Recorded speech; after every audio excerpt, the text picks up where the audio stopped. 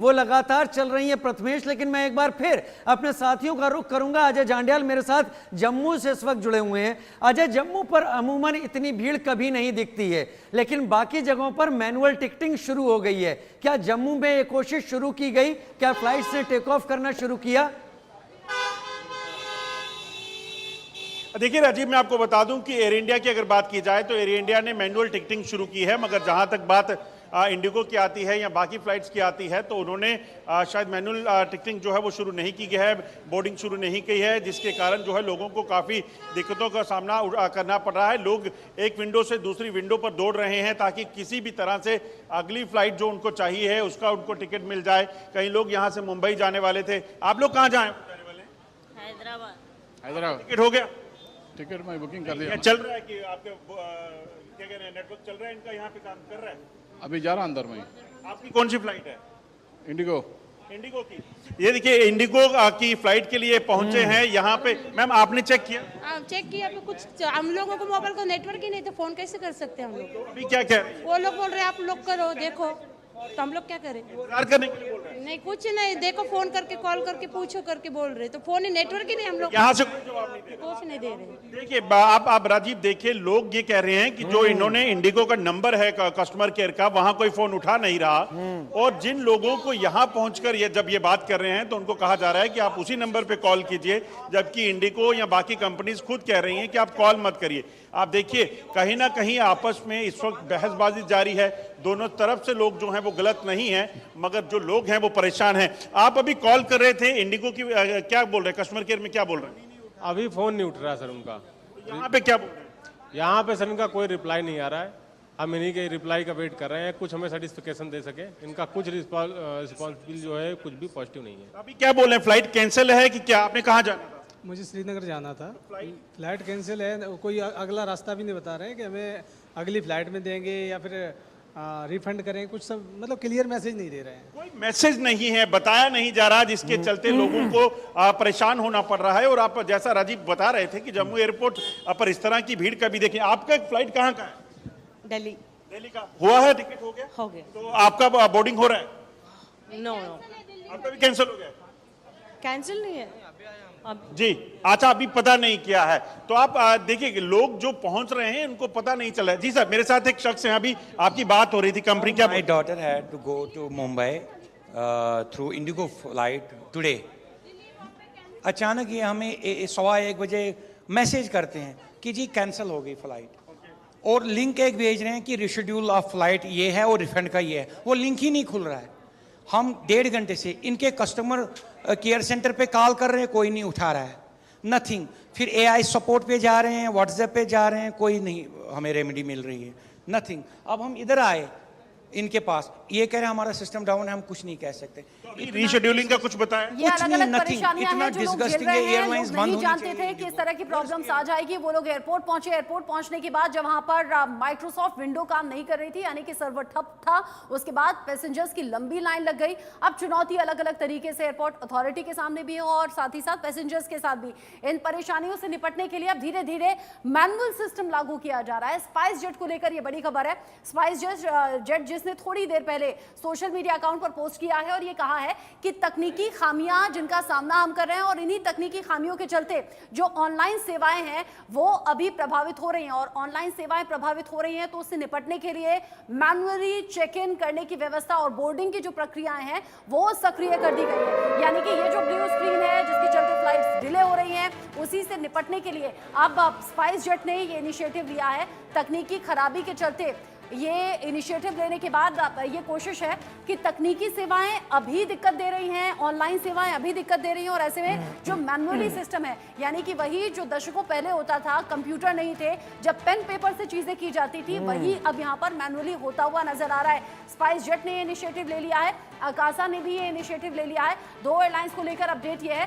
साथ ही साथ बाकी जो एयरलाइंस है वो बता रहे हैं कि मैनुअली शायद हो सकता है कि कुछ वक्त बाद, क्योंकि अश्विनी वैष्णव ने थोड़ी ही देर पहले सोशल मीडिया अकाउंट पर पोस्ट भी किया है राजीव, और उनके जरिए ये बताया गया है कि ये जो वैश्विक तौर पर चैलेंजेस हम झेल रहे हैं, इसको लेकर माइक्रोसॉफ्ट से बात की है, और सबसे बड़ी बात ये वो ये कह रहे हैं कि इस कारण का पता लगा लिया गया है। बहुत जल्द इसकी समस्या का हल कैसे होगा वो सोल्यूशन भी हम बहुत जल्द साझा करेंगे। लेकिन अभी के रचना, लिए अपडेट है। लेकिन रचना यहाँ पर बात केवल एयरपोर्ट की नहीं है, समस्या पूरे विश्व में आई है। तो इस सर्वर के जरिए रेल सेवाओं पर भी सवाल उठे हैं, स्टॉक एक्सचेंज पर भी सवाल उठे हैं। कई जगह स्टॉक एक्सचेंज ठीक से काम नहीं कर रहे हैं। लेकिन मुंबई, जहां सेंसेक्स का सबसे बड़ा सेंटर सेंसेक्स जहां से चलता है, प्रथमेश मिटांगले, क्या वहां पर स्टॉक एक्सचेंज बीएससी में कामकाज ठीक हो रहा है? जी फिलहाल अगर मैं बीएससी की बात करूं स्टॉक एक्सचेंज की, तो फिलहाल स्टॉक एक्सचेंज सही तरीके से काम कर रहा है।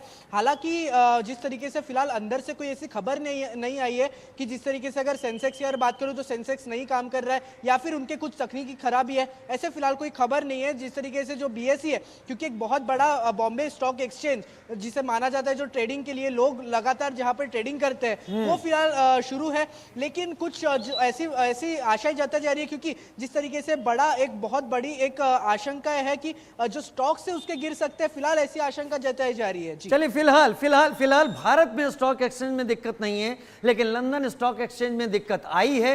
स्काई न्यूज के लाइव प्रसारण को रोकना पड़ गया है। ऑस्ट्रेलिया ने इमरजेंसी बैठक बुला ली है। प्रशांत का रुख कर लेता हूं, जयपुर से मेरे साथ जुड़े हुए हैं। प्रशांत, अभी क्या स्थिति सुधरी? क्या मैनुअल टिकटिंग से वहां पर टेक ऑफ करना शुरू किया फ्लाइट्स ने, या भीड़ बढ़ रही है?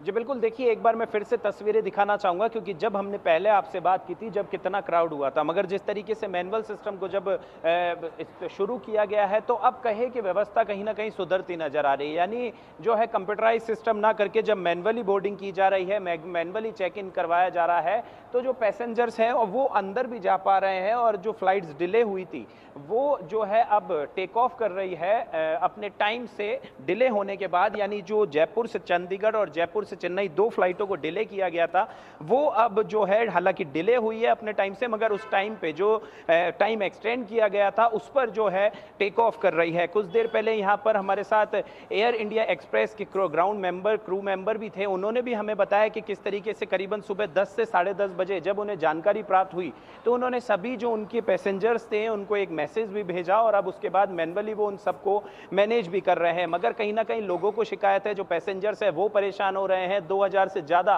पैसेंजर इस समय एयरपोर्ट के अंदर ऐसे हैं जिनकी फ्लाइट्स थी वो डिले हो गई है या फिर रद्द भी होने की संभावना बताई जा रही है। मगर अभी जो है लोग हैं वो कहीं ना कहीं परेशान है। कुछ देर पहले यहाँ पर हमने देखा कि किस तरीके से एक पैसेंजर अपनी टिकट के लिए परेशान होते नजर आ रहे थे।